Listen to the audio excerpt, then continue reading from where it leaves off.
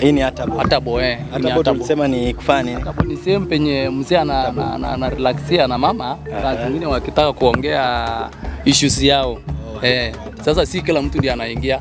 Mzee tu akitaka kubonga na mama ama mama akihitaji mzee anaita tu. Wanaongea tu ni yale maneno tu ya boma. Issues ya boma. Hapa ni kama ni store. Ni store. Ya chakula. Nisi naita kwa Turkana EPEM. Hii ni store ya kuweka chakula. Ndio. Vyote. Pia vyombo vinawekwa hapa. Inawekwa hapa. Nimeona hapa kuna kitu wameunda kama shelf. Hiyo ndio inaweka vyombo. Alafu chini hapo kuna nini inawekwa? Hapa chini ni ile tu mtu kutengeneza vitu na tengeneza vitu hapa, kama hiyo kusafisha sahani kama nini, baadaye ikiwa safi wanaweka hapo. Watu na ambao wanatengeneza kama kutoka kwa jikoni wanatengeneza vitu hapa. So hii stop pia bado mtu anaweza kuweka chakula hapa. Naweza kuweka chakula maana ni hapa. Okay. Kutoka hapo je napewana. Ndio inaenda kwa chakula. Inaenda. Arrangement inatengenezwa hapa. Ile safety ya chakula.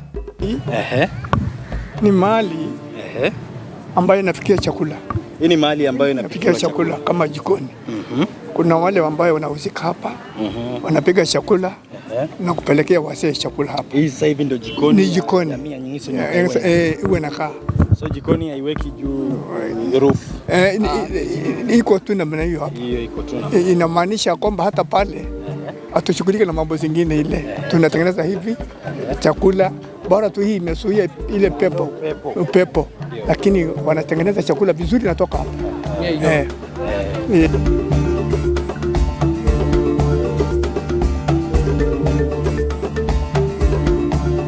Hello my beautiful people, hello and welcome back to our YouTube channel. This is Culture Hub TV, of course your number one online TV.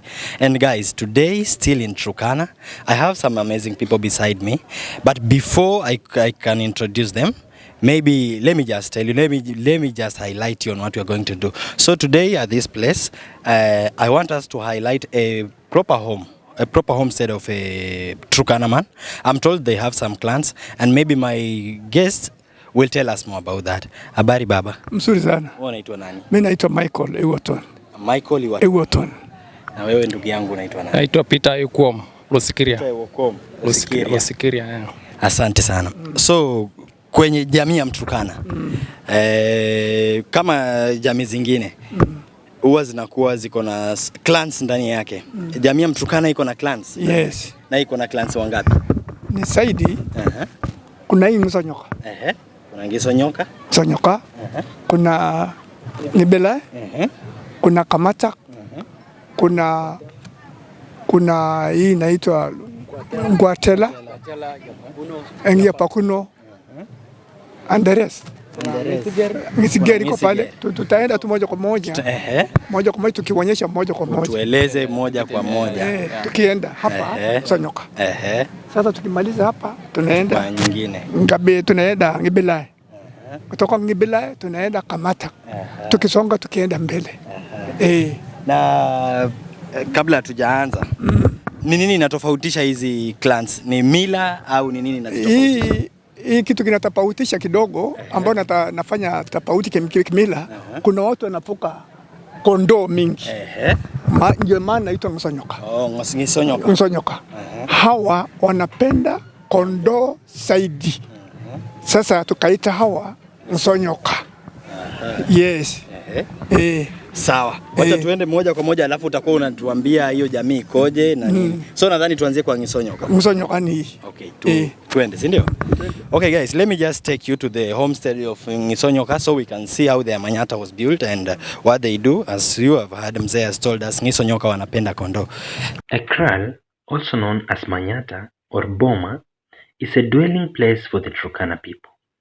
There is an arrangement of this kraal and the predetermined position for every structure and the animal's pens. Usually twigs, sticks, and branches, including leaves and grasses, are used for erecting these dwellings. Mud and bricks and iron sheet is out of order, not because they are poor, but because of the nature of their living. Most importantly, they are bound by their traditional way of life. These structures are erected by women and girls only, Men are barred by their culture from engaging in the activity.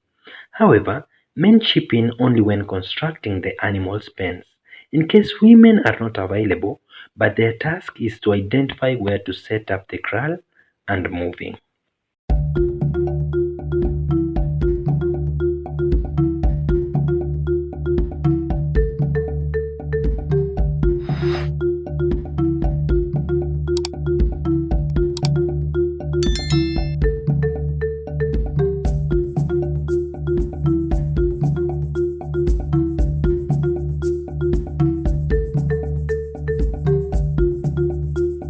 Mostly, there is a major kraal and a satellite kraal.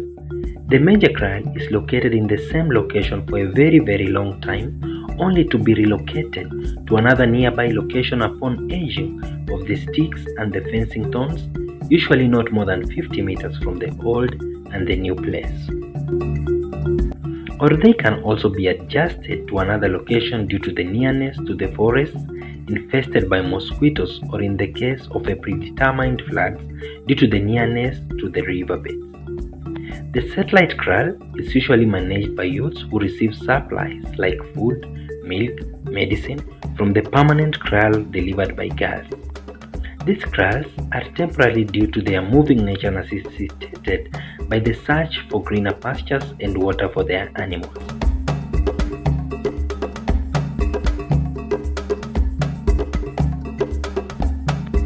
The satellite kraals always join the old main kraal when pasture and water is available for the animals and will move afterwards upon exhaustion. Sometimes a boma can be located within one compound due to fears of impending insecurity, or in case there is fears of invasion, the main boma or kraal calls out for the satellite boma to join the major one to strengthen their security, and in this case the animals' pens is situated at the center as they are wait to encounter the threat.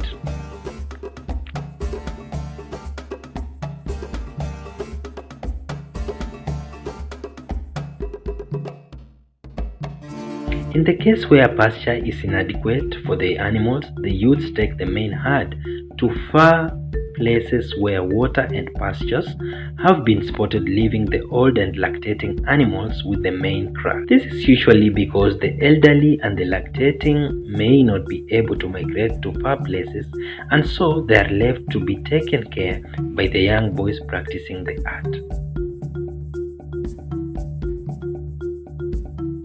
At one given plan of the dwelling boma, there are two entrances front facing directly east and rear entrances faces west.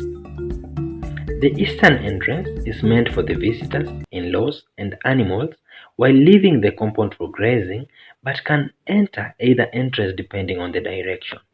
So if you access this compound from the east side, the structure to the right hand side are meant for the senior wife, and the one to the left hand side is the side meant for the second wife in case of a polygamous family.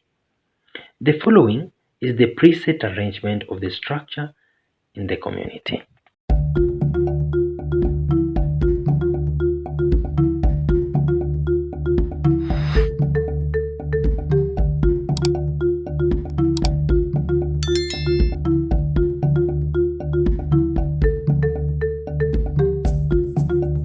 Number one, we will look at the aperit. This is where the head of the family, the man, sleeps, sits, and receives visitors and family members alike. On a daily basis, it is where he eats from and can be accessed by his wives when need be from this place. The aperit is a crucial structure for the head of the family, and in case of any meetings or discussions, he holds there.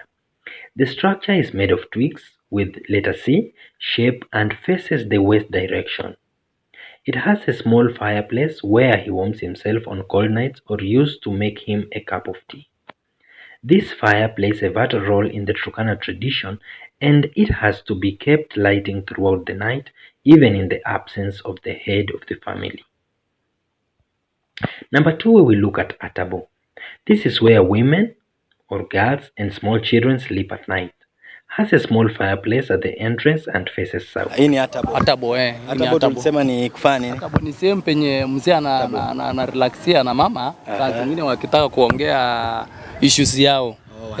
Sasa si kila mtu ndiye anaingia. Mzee tu akitaka kubonga na mama ama mama akihitaji mzee anaita tu. Wanaongea tu ni yale maneno tu ya boma. Issues ya boma. Number 3, this is Akai. This is the main house for the family. It is used to keep most of the household possessions like women clothing, animal skins, metal boxes for men, boys and girls belongings, sleeping skins, wooden utensils for use during ceremonial events, walking sticks and other vital belongings. It has a dome-stopping shape with a small entrance. It always faces the south direction. It is made of round sticks, sinews, ropes and tree barks. On a rainy season, it is covered with skins.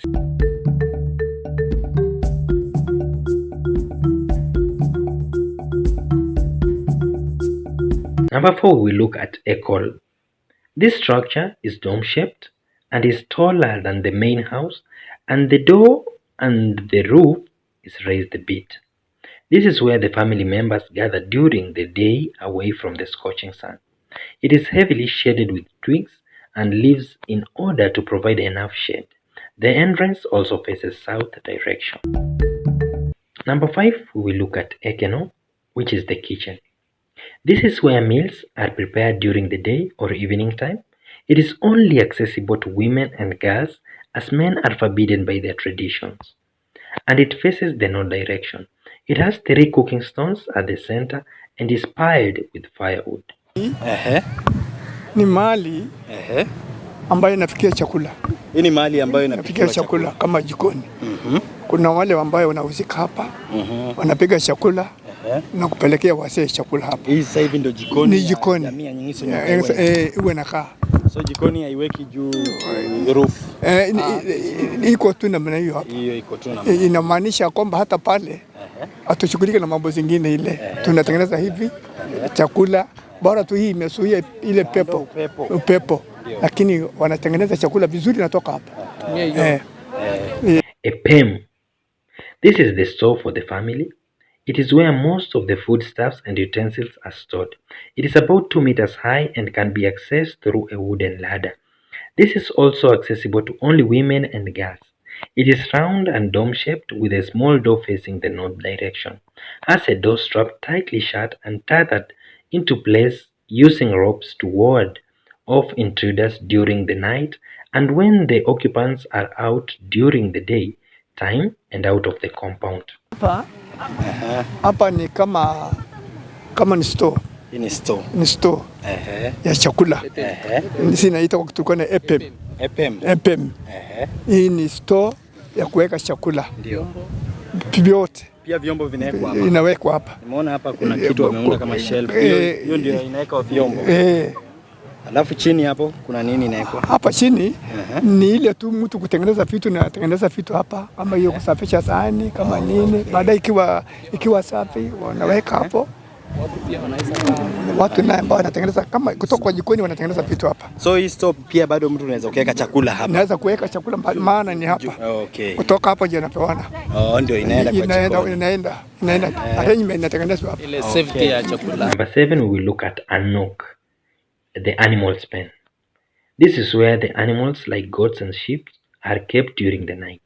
The door has a covering where sticks are stuck side by side to cover the openings. It is completely round and faces the direction of the other structure in the compound north.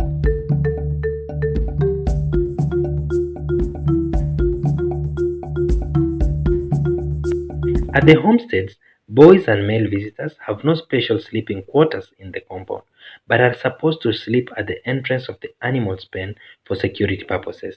Visitors sleep by the eastern entrance of the compound, and if they are accompanied by a female counterpart, she sleeps with other women at the atabo.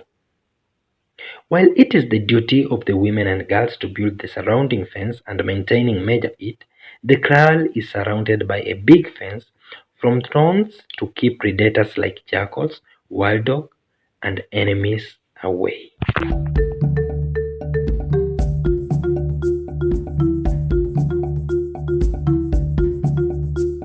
We have been looking in different Manyatta homes of the Turkana people of each clan, and as you can see, it doesn't have much difference. In fact, the building is determined by what's close to where you live. As you have seen, there is a home that it's built on palm. The palms, I guess in Swahili is makindu, and some are built from the shrubs, just like this one behind me. I'm told this difference is because those who live around this place have a lot of shrubs, and those who live around that place, they have a lot of palms. This is Culture Hub TV.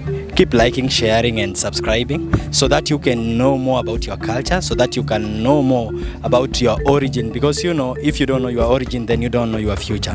I am your host, Present Andante. Until next time.